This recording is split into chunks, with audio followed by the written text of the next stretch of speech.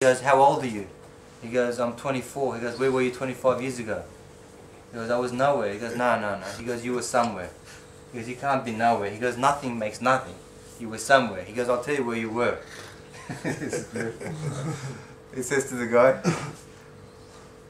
he goes, you know your mother, she went and ate chocolates from Germany. Right? He says, and then she ate peaches.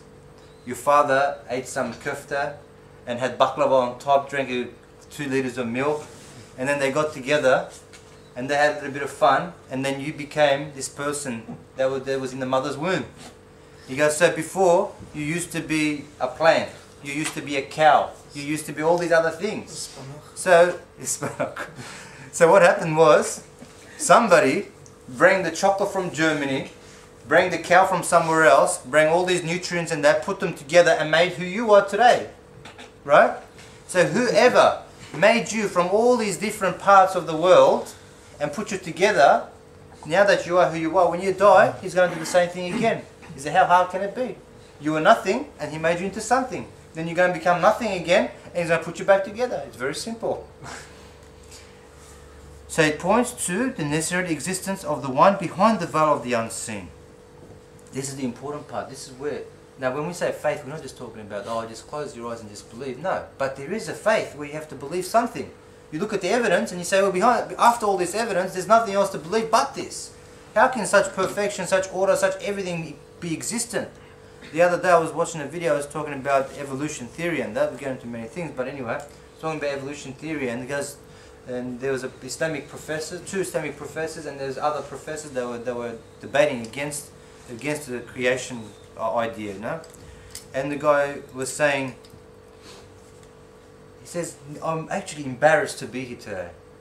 The believing scholar and also the scientist, he's a brain surgeon. He goes, I feel embarrassed to come here and talk about such silly matters. He goes, where there is absolutely zero evidence, and we come here to debate about something that, he goes, it's just like imagination. He goes, we're beyond this now. Because this evolution theory that we come from monkeys, and he goes, are you guys serious? We're still here? We're still talking about these issues? And I said, okay, to the guy, he goes, look, if I bring my 5-year-old son, and I put him here, and I said, look at this cup here. Do you believe that this cup came here by itself as a coincidence? It just got here for no reason? He says, my 5-year-old son doesn't believe this anymore. How can you be an intelligent human beings believe these things anymore? You've got to be beyond this. Now, the existence of the universe, the Big Bang, right? The Big Bang happened, and all of these existence happen now. Big Bang, before this Big Bang happened, there was nothing. You know what nothing means? Nothing means no air, no molecules, no life, no nothing. There's nothing. There's no stars, no galaxies, no universe, no nothing. Starting from, there's no time, there's no matter. There's no such thing as, oh, yesterday I was going to do this, and tomorrow I'm going to do that. No, nothing. There's no time, there's no space, there's nothing.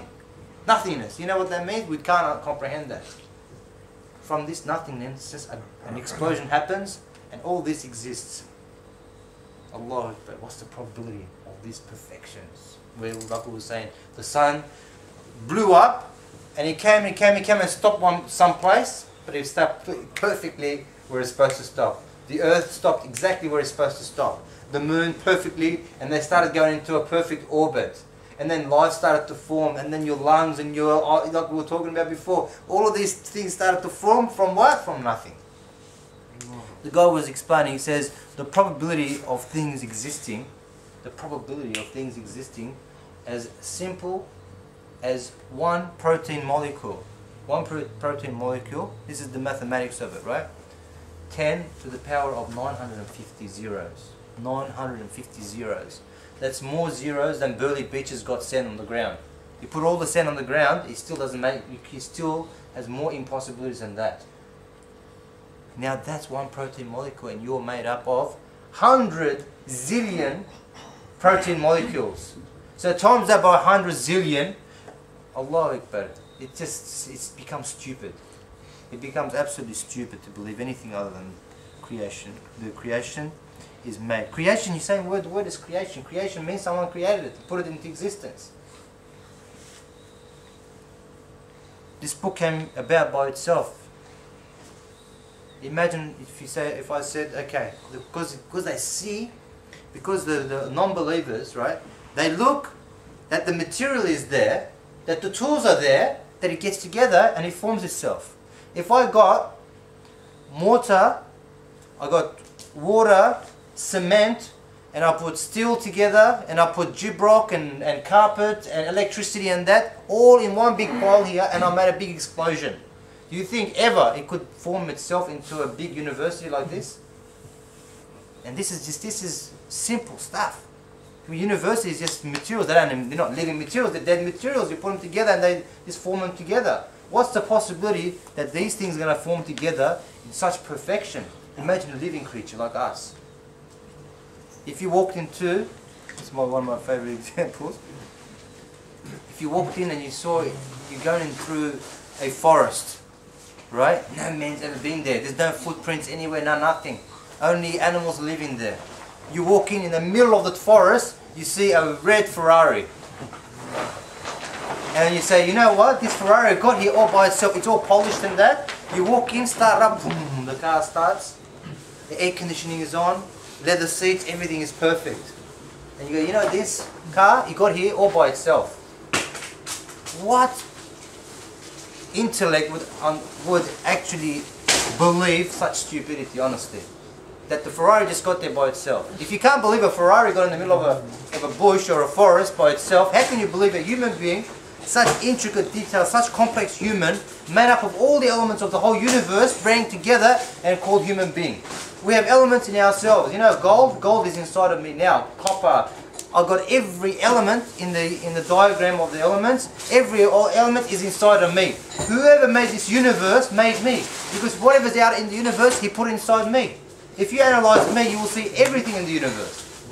Every element, that every chemical, every tool and instrument is used inside of my being. So whoever made this whole big universe, obviously made me, because I'm the miniature of the whole universe. Compare all other things. See how they show not just necessarily that God exists, but that God is one. That He's putting His signature, He's putting His stamp on every matter. He's saying, this is my product. With the same atoms, I'll make the carpet. It's the same atoms. It doesn't change anything. Every formation is made up of atoms coming together. My heart is made up of atoms. This cloth is made up of atoms. This wood is made up of atoms. This is made up of atoms. Everything in the universe is made up of atoms. It's the same tools God's using. He molds the atoms into an eye. He molds the atom into a heart. Molds the atom, calls it a liver. Molds the atom and says, there you go, copper. Whatever it might be, it is all the same product. So the tools are the same, the maker is the same, the signature is the same, the stamp is the same. It's all one, showing that He is one God who creates all things. Everything is under His command. He is powerful over all things. He has knowledge over all matter. He gives compassion and mercy. He has love, and He has all of these different characteristics of Himself that He demonstrates through what He creates. Behind the veil of the unseen, you see one single one of unity amongst the title of the one who is most generous Creator, who is all compassionate, who is the nurturer. He is the disposer of all matters. He disposes of matters as He wishes.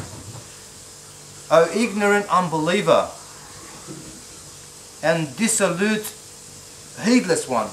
Heedless. You know what heedless means? Heedless means one, the way that in this sentence, the one he almost stops thinking, or he's drunk and can't comprehend anymore. Ignorant unbeliever and dissolute heedless one.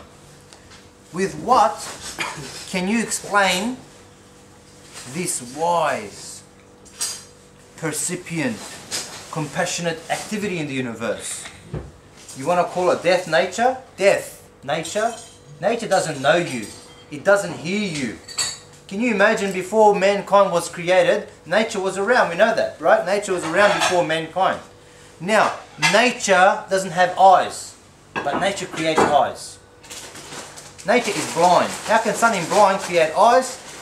How can something that doesn't hear itself create ears to hear